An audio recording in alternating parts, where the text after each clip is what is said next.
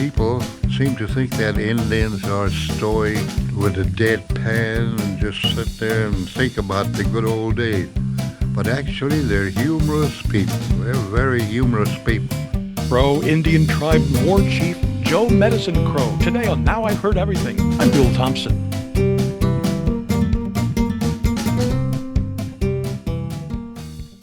Well, many of us have grandparents or perhaps great-grandparents that we can sit down with and hear their stories of the old days. And the old days may be the 1930s or the 1920s even. But suppose you had relatives. Suppose you'd had the chance over the years to sit down with relatives who could tell you stories about General Custer or even Lewis and Clark. Well, for several decades, starting in the 1940s, Joe Medicine Crow was historian of the Crow Indian tribe. And many of the stories that he collected and wrote down over the years came from those elderly family members. For example, his step-grandfather, a man known as White Man Runs Him. White Man Runs Him was a scout for General Custer and was in fact an eyewitness to the Battle of Little Bighorn. But beyond that, Joe Medicine Crow had some stories of his own that he could tell. He was a scholar, he was a Native American leader, and he was a World War II hero. And in fact, he was the last war chief of the Crow Indian tribe. Now, in 1993, as he was approaching his 80th birthday, Joe Medicine Crow published the first of what would be several books about the history of his tribe. That's when I met him. His book was called From the Heart of the Crow Country. In just a moment, my conversation with Joe Medicine Crow. Have you ever opened a time capsule? You're about to. This interview is from national radio personality Bill Thompson's 30-year interview archive. Enjoy.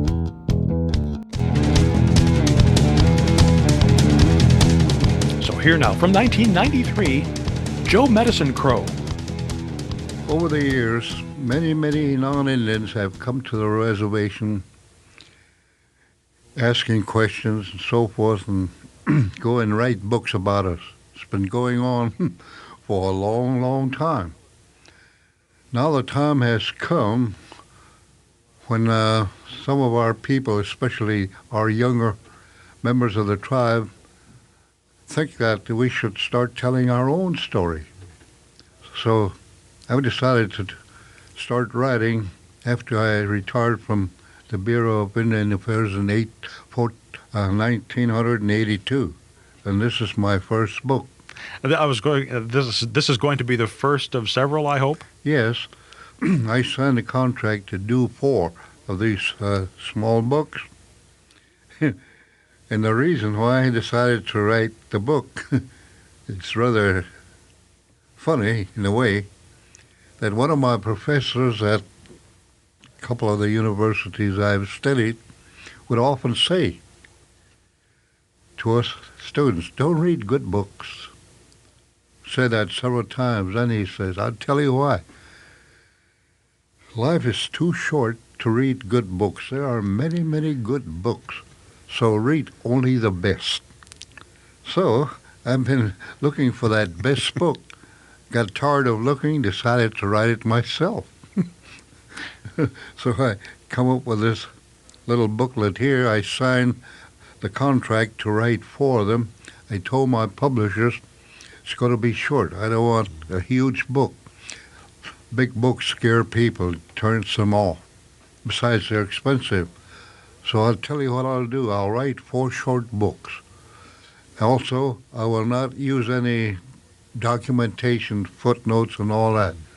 People get sidetracked reading footnotes, so I won't use any footnotes. Besides, the stories I'm telling have not been written down before, so really no footnotes are necessary. Also, I said, I'm going to write the books very simply, because that's the only way I know how to write.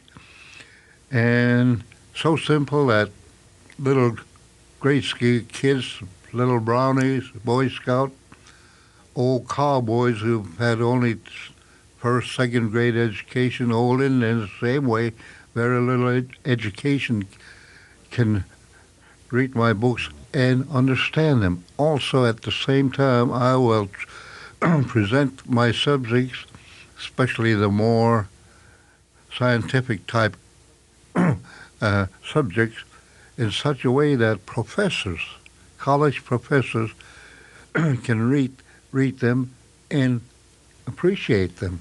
Well, the Indian historical tradition is oral history, isn't it? Oh, yes, mostly until recently. I was born in 1913, and in my younger days, when I was 5, 6, 7, I would listen to old tribal storytellers, historians. They were good. They couldn't read or write, so they depended on their memories, and they have real good memories. So I listened to those storytellers up to one time that I was 19 years of age. From 19 on this way, I've been recording the stories on paper, on recording machines, and so I have just boxes and boxes of materials I put away. Now, you've been the official historian for 45 years Well, now. since 1940, 47 or 48. I don't get paid. It truly is a labor of love for you. It is. I enjoy doing it. And when I start writing on a particular project, I use 3 sources of information. First is my tribal oral history. Secondly, I read books written by old timers, old mountain men, traders, trappers, missionaries, who somehow would have their stories printed by regular writers. So I read those, to confirm some of their reports, some of their stories, with the stories told to me by old tribal historians. And thirdly, I use the science of archaeology to kind of add on to my 2 other sources of information. I got a master's degree in archaeology, so I am somewhat able to read their complicated reports and also to use their reports to augment what I have already. So that way I attack my project, my subject, from 3 prongs, and I think it's fairly dependable. But yet you've also kept the voice, that oral history voice. When I was reading the story of Plays with His Face, Yes. I honestly felt like you were telling me this story as we were sitting around a fire at the end of the day, and I felt like I was there, and you were drawing me into the story. Well, I'm glad. That's what I like to hear, I have to ask, where do the names come from? That's a long, complicated system. We have a naming system that's rather unique. But this man, Plays with His Face, is really a nickname. He had an original name, given name, when he was just an infant. I forgot. But anyhow, when he was growing up, a young man,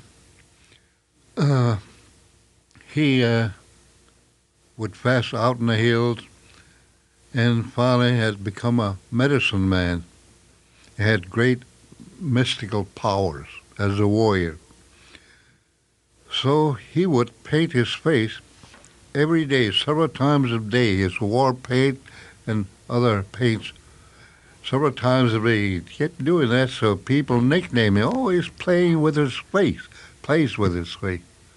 But he made that name famous. He was really a brave man, perhaps the bravest man of all time in the Crow Indian tribe. He defied death in every form, from the animals, from other human beings. So I told 3 of his feats in this little book here, and I'll tell some more in the next 2, 3 books. After this short break, Joe Medicine Crow talks about a big misconception. Are you finding this interview engaging?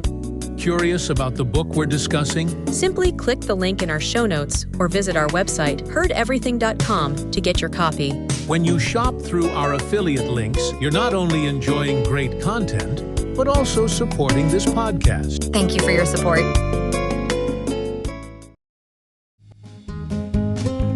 Now back to my 1993 conversation with Joe Medicine Crow.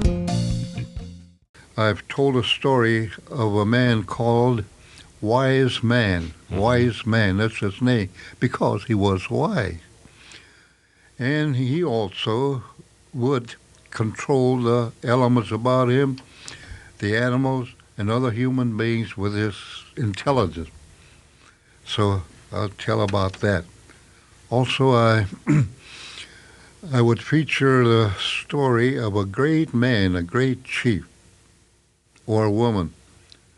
And with this first edition, I did one on my own grandfather, Chief Medicine Crow. He was a great warrior and a great chief. Then also I wrote the story of my uncle, Tom Yellowtail. He's a Sundance chief. He's a Sundance medicine man for many, many years. Matter of fact, 50 years. So I told about why he, in middle age, decided to become a medicine man. A lot of hard work, fasting involved. But he is now a medicine man and is retiring, by the way. He turned 90 the other month. So this little book here is made up of various tribal stories. They're true stories. They're not legends. Then also I wrote a number of Indian humor stories. Indian cowboy stories. People like those. I have to confess, I'm going to keep some of those and tell them myself. Because as you say in that chapter, we sometimes tend to think of Indians as being rather stern-faced and very straight. Cigar story Indian, huh? Yeah, and not having a great sense of humor, but everybody has a sense of humor.